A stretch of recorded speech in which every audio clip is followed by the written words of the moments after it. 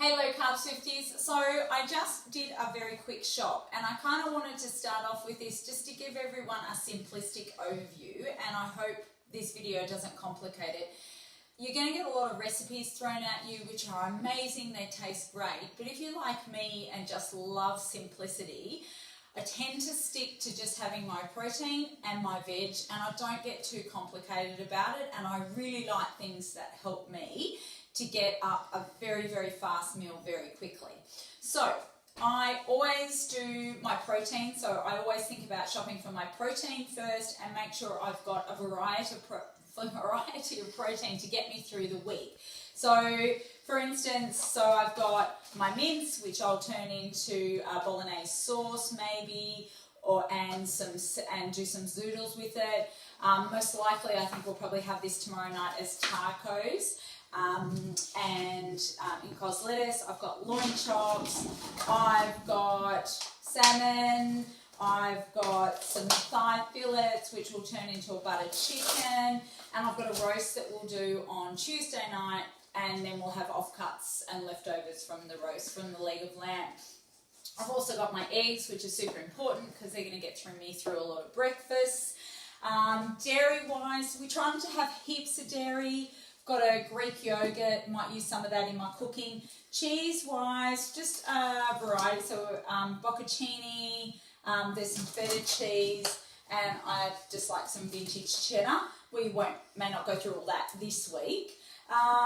What else am I doing? I've just got some tuna. I'm not a fan of tuna just because of the mercury levels. However, I do like to have a can on reserve. What else? For desserts, we've got berries, and I've got my 90% chocolate. Everyone knows how much I love my almond spread with 90% chocolate.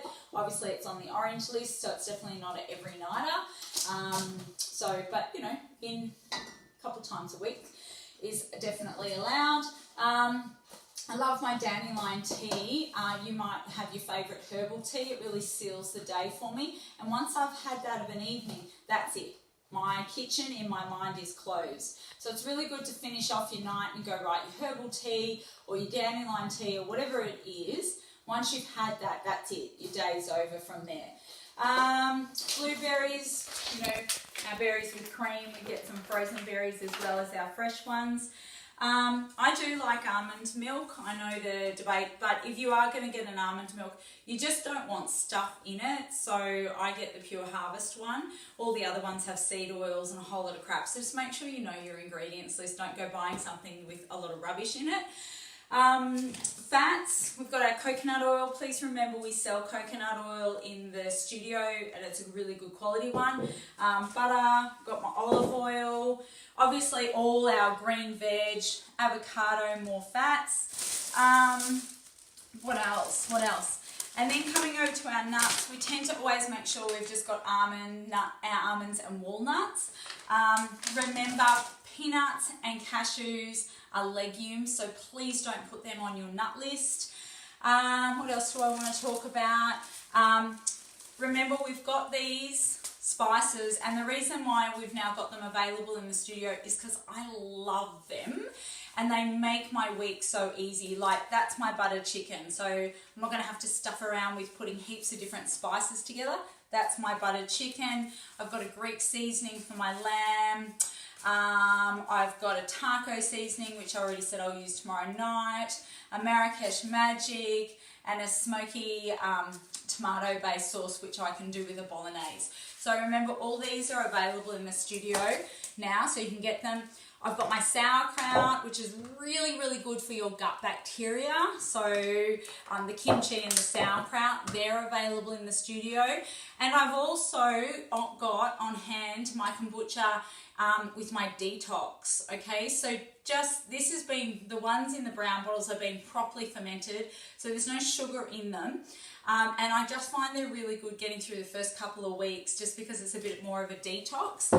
And I've got my bone broth concentrate, and it's a lemon herb, and I might do that maybe with, I'll cook my fish in it, my salmon in it this week, and that's available in the studio as well. John cooked me some low carb bread, so I'm ready to go with that. And then you might notice that there's some oats and also behind it, there's some pita bread. And the reason why I wanted to talk about this is because our kids don't come along with the whole low carb challenge with us. Now kids can, and kids and teens can, and definitely if they're happy to. But our kids are generally, they eat all of this, but they do, like Emma likes to have a wrap for lunch. Jimmy fasts during the day, so he's fine. But he might have, tomorrow night when we have tacos, he might have a wrap with it, whereas we'll have our cos lettuce. And then a couple of mornings a week, rather than having eggs, 2 mornings a week they have porridge. So I just kind of want to give that reality if you've got kids. Maybe, you know, you just find a halfway marker that your kids are happy with. And that's Emma's bag of apples for the week, so she's got an apple there, and Jimmy has some bananas during the week. So that's their stuff, but it's not stuff that we're going to be eating. And then my last one is just showing you this lean mince to remind myself to tell you guys is just remember your pets. So we all talk about ourselves, but our dog Portia and our cat Tiger, they're on a low carb diet as well. They always have been.